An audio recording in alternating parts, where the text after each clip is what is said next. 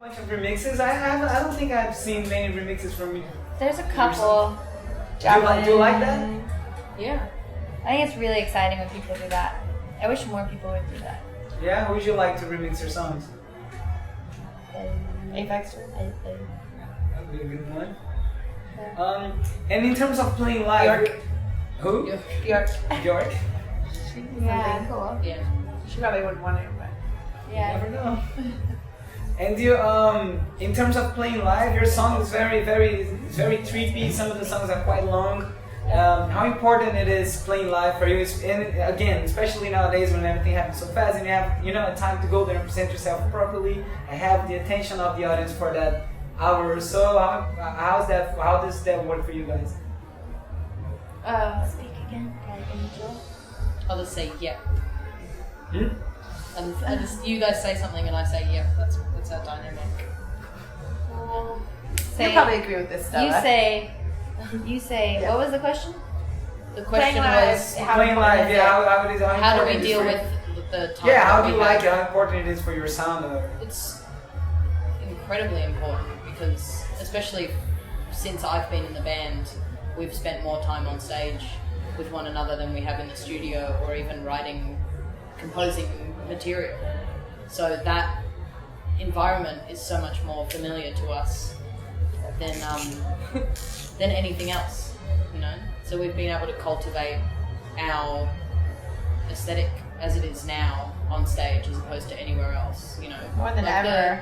And I think it's been really crucial for us to do that as opposed to spend another few years, you know, sitting at home or sitting on our eggs and waiting for something to happen. We've had to make it happen in front of people immediately, and you have that immediacy with people. You know if they like it or they don't, and luckily people like it enough that there's a group of people in every city that we go to that, you know, we have no contact with otherwise, that come to our show and, you know, and enjoy it, and they know the songs, and you know. And sorry. I was just gonna say, like, it's really helped us, I think, grow as a band and grow as musicians and as people. Like the touring process, because especially this is like wrapping up a 2-year tour basically right now. Just I feel like the way that we have come together as a band in that amount of time is just like light years from when we even made our record.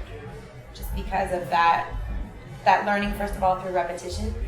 That repetition gives you a chance to change, you know, like try different things within that. And I think we've all learned a lot about ourselves and become way stronger performers and musicians. And to wrap it up, there's only 2 more. One is a question, other is an explanation I'll do later. I've read some comparisons between your sound and the sounds from the 90s, especially now that the 90s are coming up. And I guess people my age at least, most people have a memory of like a girls band. They would think L7 or Hole or something like that. I guess it's probably something you get a lot. I don't know. And what do you think about that? Is there any... A 90s girl band comparison? Yeah. I think that we all love the 90s. I mean, that's when we were, you know, teenagers. So that always has like a special place in your heart. And we're from the Northwest, so we're really like close to that. The flannel. Seattle, yeah. The flannel and the uncombed hair. Yeah, and so I'd say it was probably more just in general the 90s. I do feel like that influence. I'm attracted to that sound, as well as like a million other things. But I don't think that any of us are really inspired or motivated by the like. I never listened to Hole or L7. There's something really, really dorky and like real about the 90s. Like, I think it was like a reaction to the 80s, which was really synthetic and like like drugged out in a cokey kind of way. And I guess the 90s are drugged out as well, but it's like more Different heroin and drugs. like which is The party was over. always attractive. It's romantic. No, but like there's something like authentic about the 90s, I think, and So I always like kind of being associated with that. I don't think people were trying to like put anything on. There was like that whole grunge scene is like about anti cool and not trying.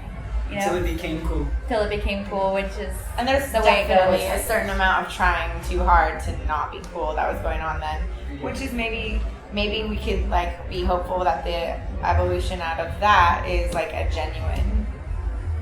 genuineness and authenticity instead of it being a put on reaction to a glitz. Then you want to like be the antithesis for a reason. You know, it's just that people being themselves. I think it's becoming easier for people to express their individuality without having to be a part of anything.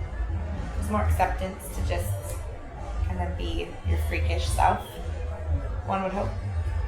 So, you know, it's like, yeah, so freak out. Oh, freak out. So freak out. Don't do drugs.